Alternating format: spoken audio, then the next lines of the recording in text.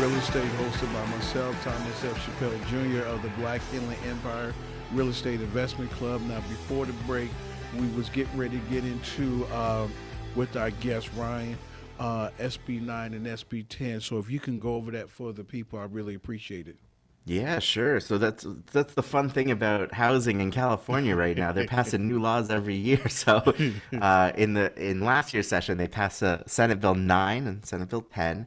SB 9 got a lot of press. It's actually not getting used quite as much as the ADU rules right now, but it's very powerful. It has two parts. The first part lets you take a residential lot that and split it into two lots, even if the underlying zoning code normally wouldn't let you do that. And so that's really interesting, right? You could make two lots anywhere where you've currently got one. If it's qualifying. Then the second part of SB9 lets you take any lot that's zoned single family residential where you could normally only build one house, and you can use SB9 to build a second house on that lot. Okay. And if you want to combine those two parts, there are lots where you might be able to split and then build two houses on each, potentially build in four houses, although that's pretty rare, right, in the greater scheme of things. But that's how SB9 works. Does that make sense? Yeah, makes sense. Cool.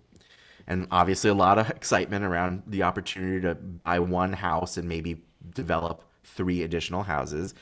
Real estate investors are very intrigued by that possibility. And then SB 10 is a little bit weird. It got lumped in a lot of the conversation, but it's a very different bill. What it does is it makes it easier for cities to upzone lots that are near mass transit centers. So if you have a city that wants to upzone, this makes it easier. They don't have to do quite as much environmental review and things like that. So those are kind of the two big pieces. Does that kind of cover it? Yes. Basically, I wanted to have you to elaborate. So, like, Sure. let's say, for instance, somebody said, "Okay, I would be interested in doing this, and but I'm not sure that the city or the county that I live in would allow me to or give me all kind of red tape on doing something Yeah. like this. So how can you explain it to the guests that can make it easier for them to say, you know what, I wouldn't mind doing something like this? Yeah. And then I think SB9 is still in a very nascent stage, right? It's the early days, and it's actually pretty hard to know if your city or your county is going to be friendly toward it or not. Best thing to do is to call the planning department and just kind of get a feel for that. Have the conversation with them.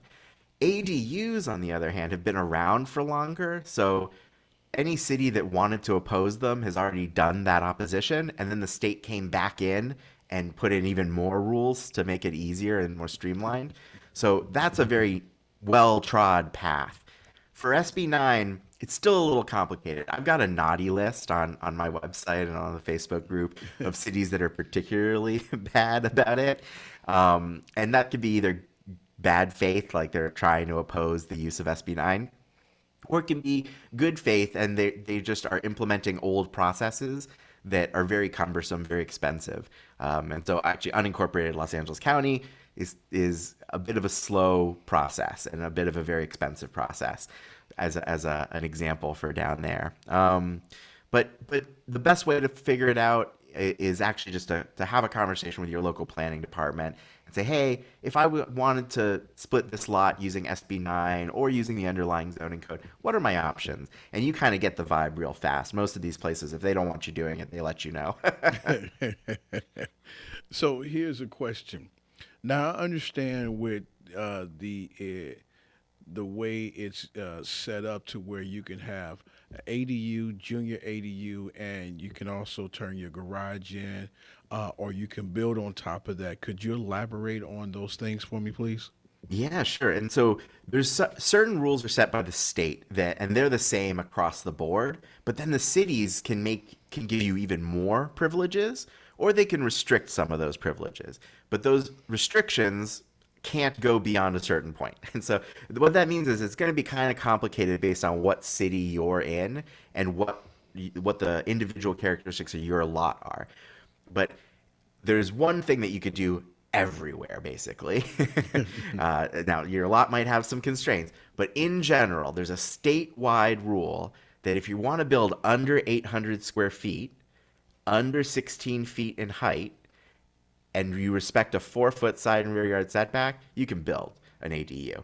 Um, there's a large number of ways that cities can try to restrict your construction, like floor area ratios or larger setback requirements. And basically, all of those are unenforceable if you're building under 800 feet, under 16 feet tall, respecting a 4 foot side and rear yard setback. Now, having said that, there are a lot of cities where you can do an above the garage unit. And even though that's technically higher than 16 feet, because the city wants to see more units above the garage, they create a rule that allows for that. There are a lot of protections for converting part of your house, like a detached garage, an attached garage. If you have a big rural lot with a big old barn, that whole barn, even though it might be 3,000 square feet, you could convert the whole thing into one ADU. And as long as you're not expanding the footprint, it's okay. Even if it's a tear down and replace, it's still protected. So there's lots of cool little protections like that. Does that make sense? Makes sense, yes. So, explain what the difference between a junior versus just a regular. Yeah.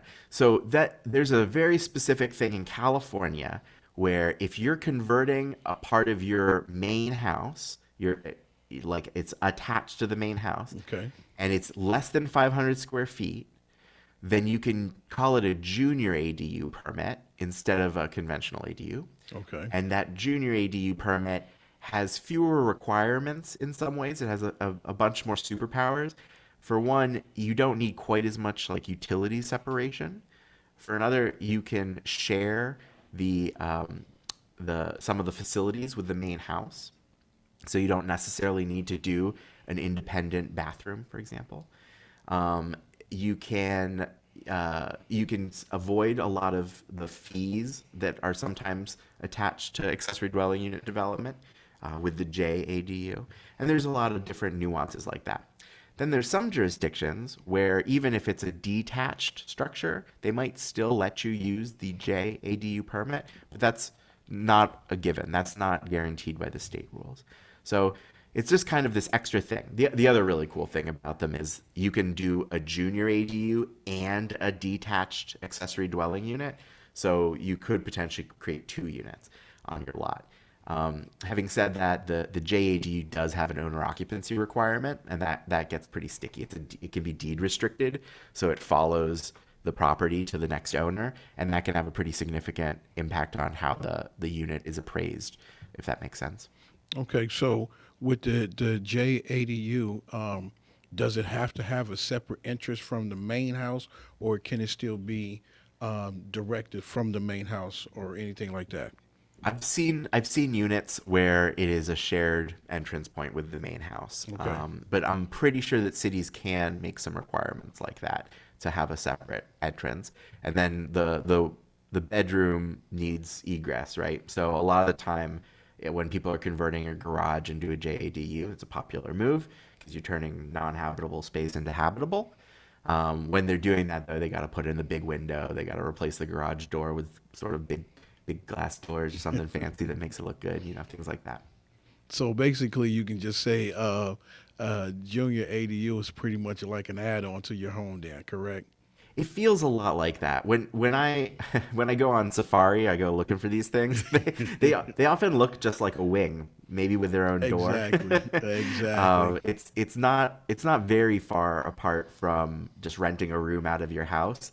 So in a lot of respects, what's a good example? Sometimes people will say, "Oh, I'm thinking about converting my guest room into a junior ADU," and I said, "Well, do you really need to?" Like, unless you want to add a kitchenette and the city's giving you a hard time to add a kitchenette, you're not getting a ton of benefit out of that conversion.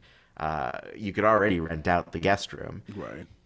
On the other hand, if they've got a garage and they're turning it into a guest room, or if they've got like an exercise room that they're turning into an extra room on the listing, like that's really interesting, right? So it just depends a little bit on the case.